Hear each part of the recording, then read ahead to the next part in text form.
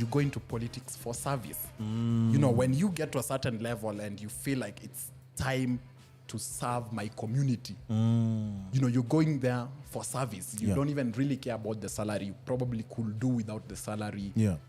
Nobody's, you know, hunting you, so you don't need a lot of security and what. But, you know, today, just because of how politics is treated as a profitable institution, so, you know, everybody wants that role. So we've incentivized it for profitability. It's like and a it's big... sad.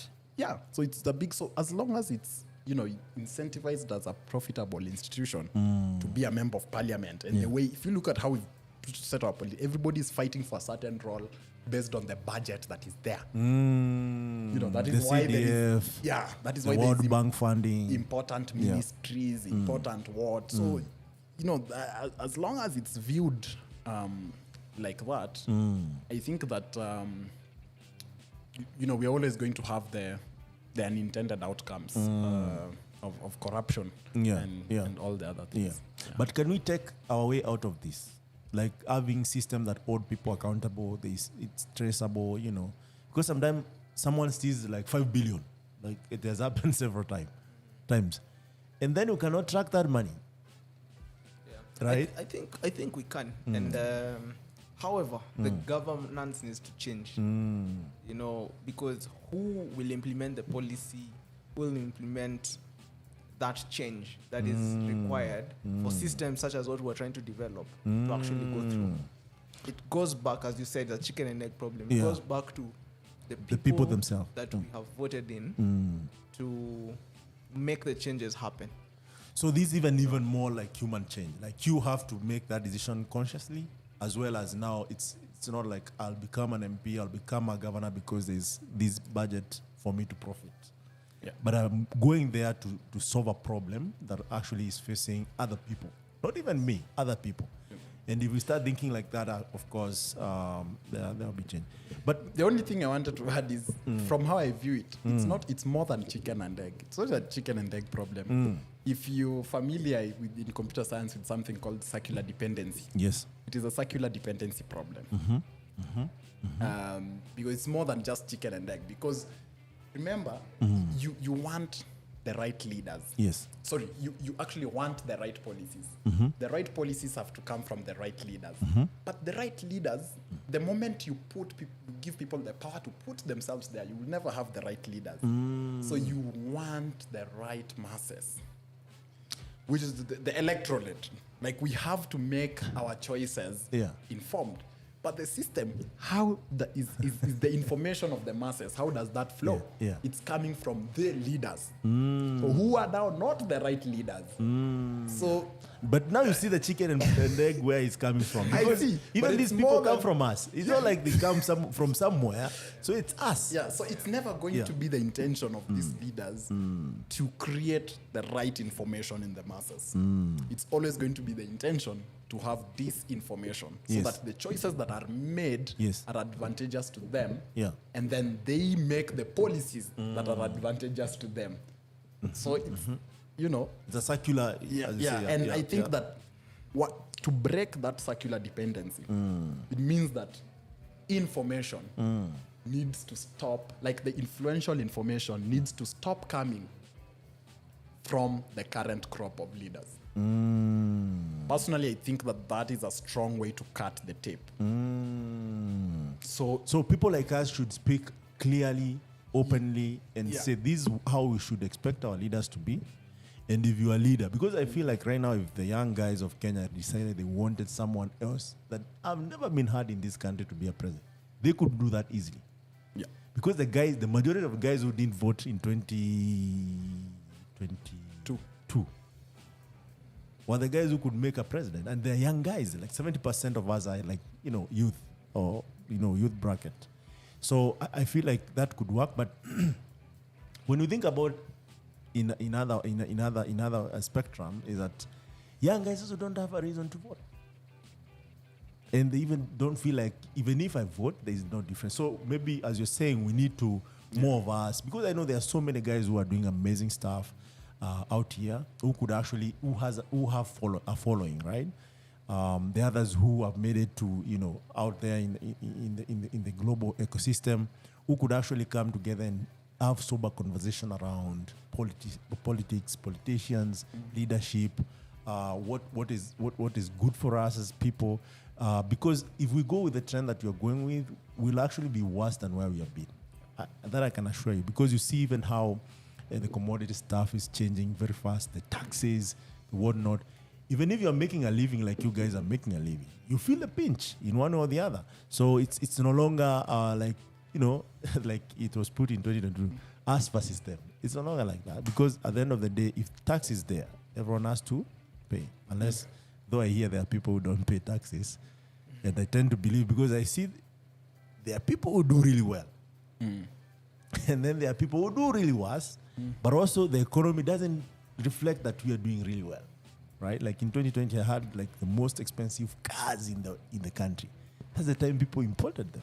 But at the same time that we received some funding from World Health, I don't know if it's World Health or World Bank, a lot of it. And when you do your calculation, you see how that... The money was spent.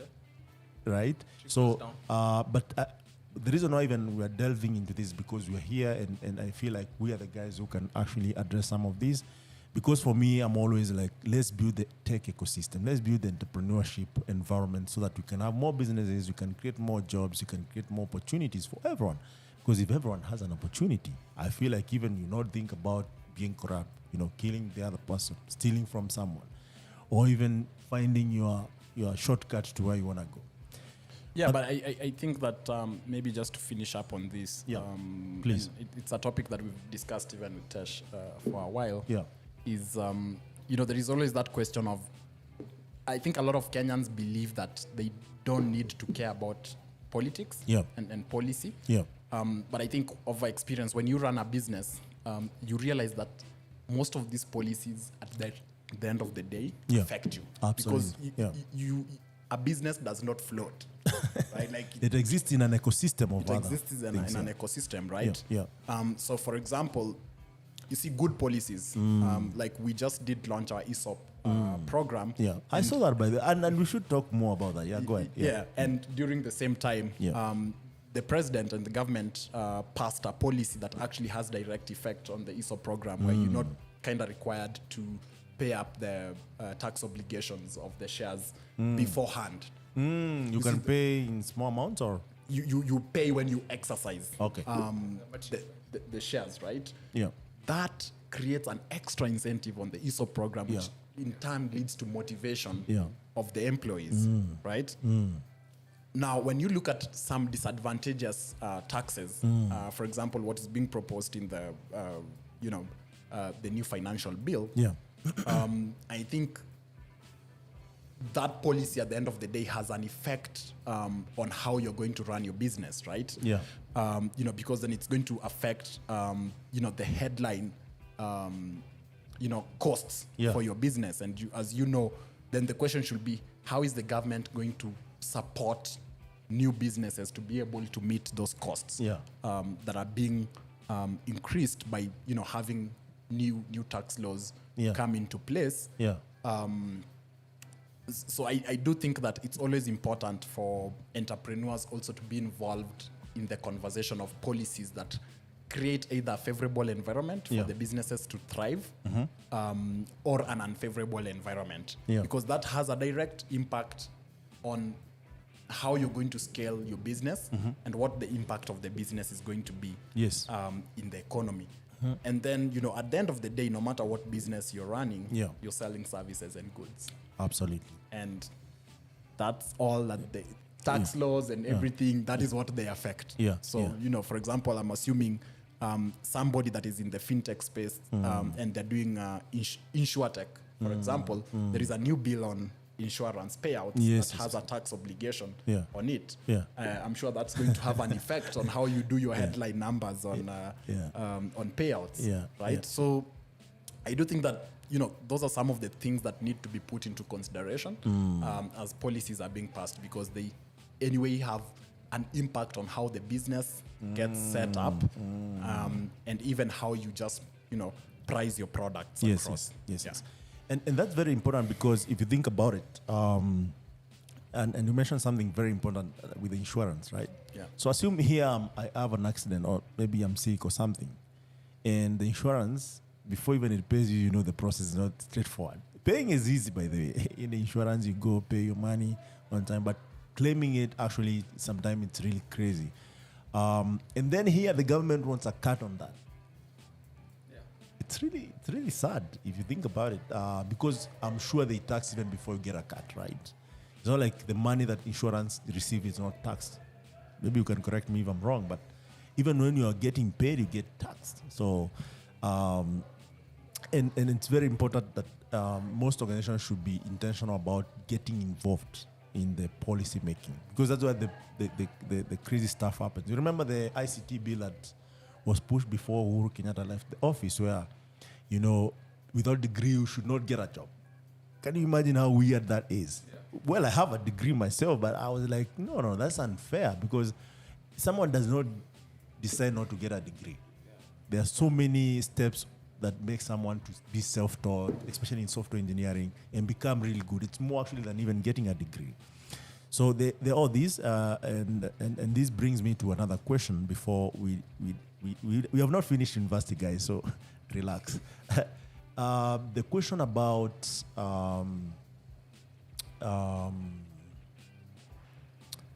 how the government is actually taking care of the people who are in business versus the people who are civil servants. Because there are so many things that have happened in few months that the new government come in place. Number one, there is now the 3% of housing. Two, they're saying everyone should pay tax, including people who are doing online jobs, which people are asking, like, we buy the electricity, we buy the internet, which is taxed. We stay in a place, we pay rent, which is taxed. And now even the money that now remains after that, and we buy stuff here in Kenya, right? You need also to tax that, right? And the question here is, will you be able to build an economy on taxes, on taxing people? I know you speak to the president. I will get to that, guys. So don't worry. Yeah. And I think you should also maybe listen to this and try and get a few pieces of it. I think there needs to be a balance. Yeah. Because there's a big part that the digital economy is playing. There are many people now that are employed in the digital economy, working for companies abroad, doing all sorts of jobs. From what do they call it? Managing online content, moderating. I think that's what they call it. To working online telesales jobs, influencing. You know, I think it is important for everyone who is working and earning an income be taxed. Yes. And the government is figuring out, you know, how do we tax this whole new crop of people who are earning good money doing these jobs online, which is one part of it. I think the other part of it is for the money that these guys are earning is still being spent in the same economy, right? So how do you tax people but incentivize them to continue hustling and bringing this income into the economy and making a living? So I think there's also a risk of overtaxation that does not incentivize people, and at the same time we need to encourage the digital economy, not discourage. And what happens when taxes are imposed without really thinking through how these taxes should work. I'll give you a typical example within MarketForce. Is us guys run an e-commerce business. But all e-commerce businesses are not the same. There are businesses that can generate 40% margin, gross margin. Others will generate 5% gross margin. So you cannot wake up one day, and that's the problem of the policy makers, not even being informed, just doing things for them. You can't just wake up one day and say, we will impose 1.5% tax on all sales generated in e-commerce.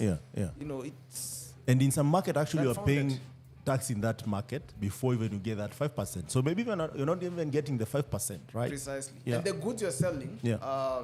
in some platforms, Yeah. you'll have service platforms where there's no like physical good that's attached. In our case, you have physical goods attached. These goods are available. You know, so I think there needs to be a lot of thought put behind taxation. Taxation is important for any country to operate. True, yeah.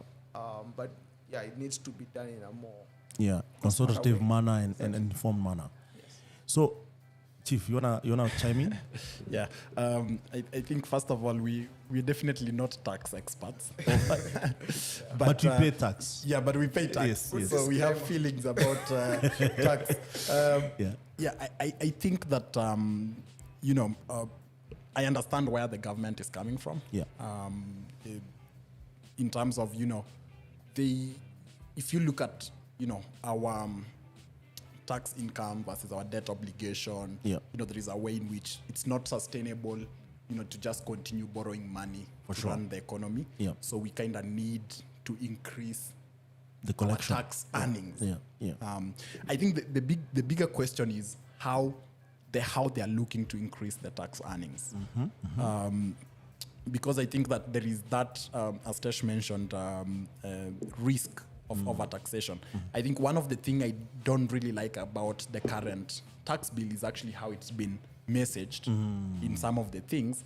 For example, that those that have jobs are paying a certain tax to make sure that those that don't have jobs are surviving. Yeah. I don't think that that's the right way of messaging anything. It's like saying that I'm going to take off from your work and benefit from it. Because what that actually encourages is laziness and content. Apart from even laziness, it's more content. Like, so I'm waking up today so that somebody can spend 3% of my money. You're discouraged to pay tax. So I think the government needs to be working to improve the trust of those that are currently paying tax. First of all, making sure that the tax is well utilized, and then responsibly taxing. Yes. And I think part of responsibly taxing is about understanding, how are these people actually earning? How is this business making money? What does this tax obligation actually mean for the business? Is it even going to be able to operate? Because I was discussing with some other entrepreneurs, about this 3%, for example, bill. As you know, it's a very hard economic time for everyone, including employers. And some people have already cut especially in tech, it's not very. Downsized the teams. Now, if you think about it, a 3% increase may look small for an individual, but it's not for an employer, right? Headline number on your costs. And, it's not just that. The other tax, increases will affect your cost generally. So, if you're looking at a hard economic time, increased tax, the reaction of some of the people that cannot absorb that cost is going to be right sizing. Again. Because if a company is spending 100 million on paying employees today, they're probably not going to look to increasing it from 100 million to 106 million to accommodate the new taxes. They're just going to cut the headline numbers and keep it at the 100 million. So what you've actually done is you've put many Kenyans into the unemployed space by taxing their employers more. So you've effectively reduced your tax base going forward. You have created more unemployed people. So I think that the government really needs to be thoughtful about how we are increasing the tax base by not overtaxing and also putting in measures that are creating a better environment for people to generate more income and pay more taxes. And in addition to that, after taxation, being accountable about that tax. Because I think even the biggest problem also lies in how do you spend our tax. You have seen a receptionist who owns, I don't know how many apartments in some place in Kilesha, right? You've seen, and they arrive at work using chopper, and that's a receptionist. I haven't seen that. In our biggest NHIF and NSSF, right? I think it was there a few years, and there was some proceedings around it. So we need to be cognizant that this is not the first world economy. We might say we are middle class and stuff, but we're not yet there, right? And we need a lot of prudence in spending people's tax to get there. Even the entrepreneurship to drive to the stage of, competing globally, right? And I'm not talking about just Kenya. I know this actually might be the case in all other 54 countries, if I'm not wrong. So in one or the other, maybe we need to revise how we look at taxation and spending that tax money. But now, you guys, we were aware you are in school, you met, started doing business. And then you build a tender platform which flopped, right? Face first. What next for you guys? What was next after that? Experiencing your first failure. Before even I met you, right? That's the time actually I helped you. I helped Tesh. Yours was just straightforward, right? This chief, it was not that straightforward, right? No, we're dividing and conquering. So I came to look for your votes. He was looking for votes elsewhere. But you are one team, right? Yes. Nice. Yeah. So you guys even started partnering in leadership, in politics, in campus. Nice. Nice to know. We were voted in together, yes. Nice. So you guys, when you were voted, what do you consider the biggest achievement? Like in that 1 year? It lasts 1 year, right? Yeah. Us guys, we like to refer to ourselves as underdogs because we were vying against we were second year students, we were vying against third year students at the time, who had more influence. Yeah. But somehow we just did the hard work. Yeah. You guys worked hard. Really hard. We really fought for it, and we went around talking about our manifesto. And we ended up clinching the seats. And it was a great experience. We leading at the university. And then when we cleared the university, we started another startup that was called Cloud9 in the travel space. So really what we were doing is putting all these leisure, adventure activities online for people to book. So, but before that, Tesh, I remember you guys were incubated as one of the 9 startups. Which one was it? Was it Mesozi or was it Cloud9? Tenderpreneur.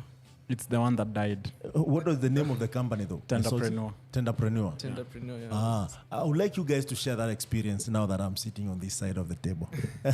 Of the incubation. Of the incubation. How was that process? Yeah.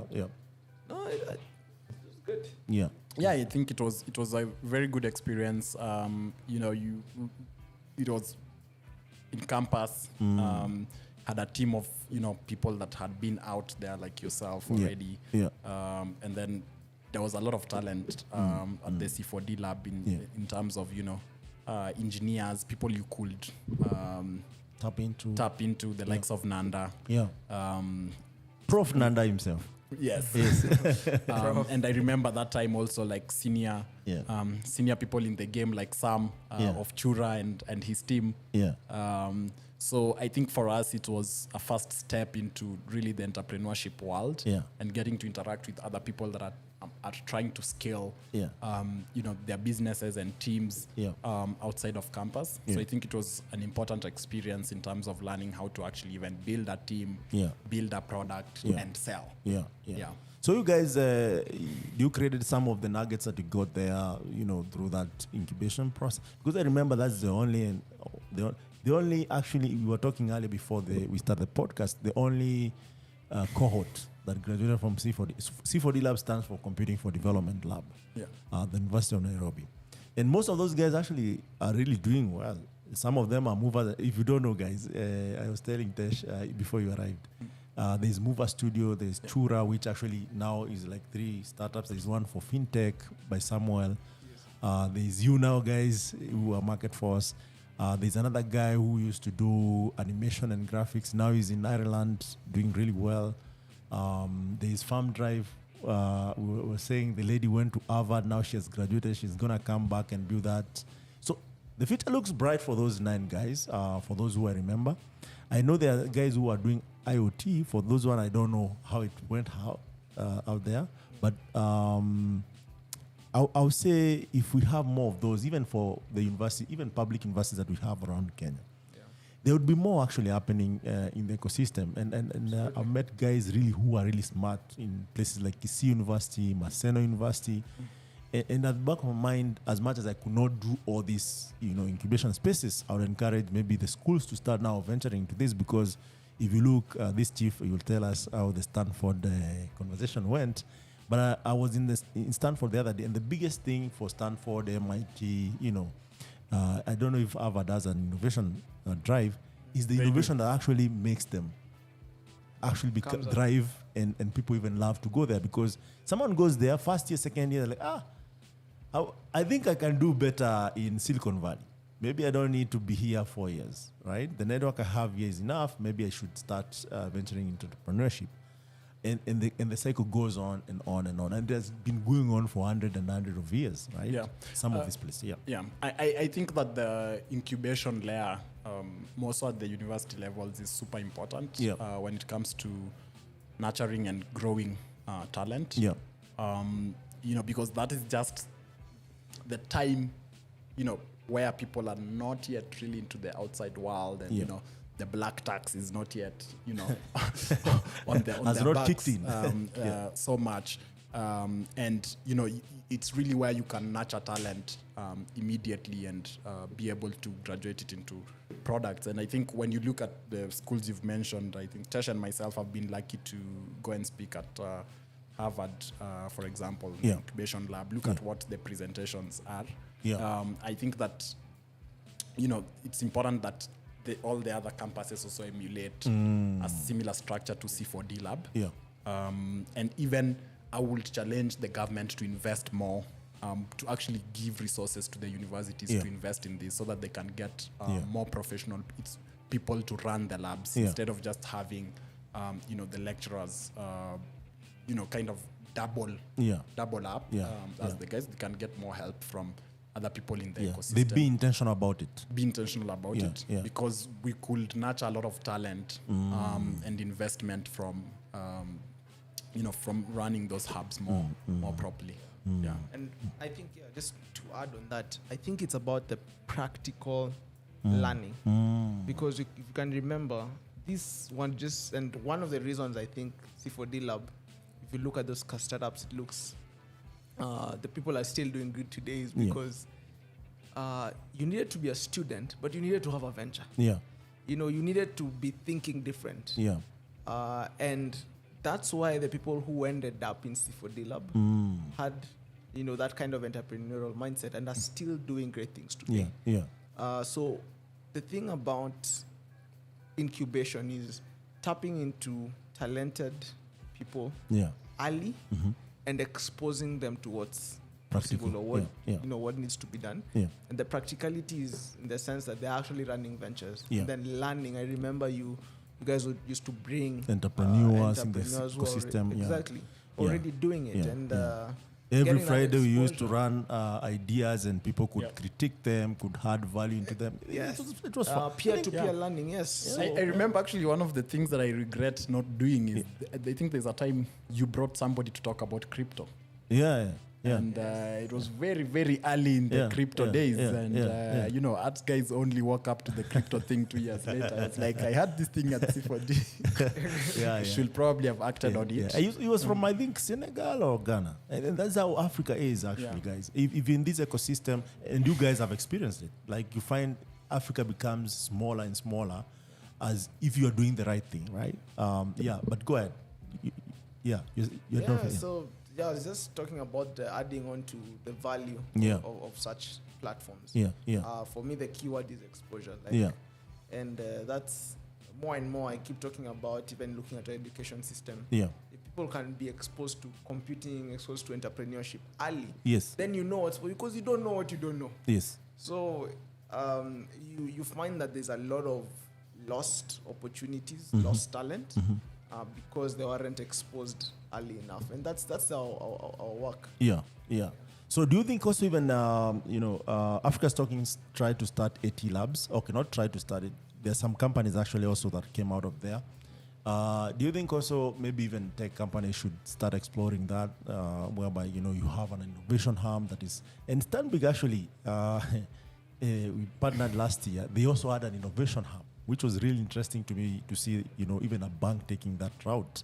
I don't know what's the plan for that for 2023, but if all the companies that we have here that are, would say successful, if they had an innovation arm where they take in startups,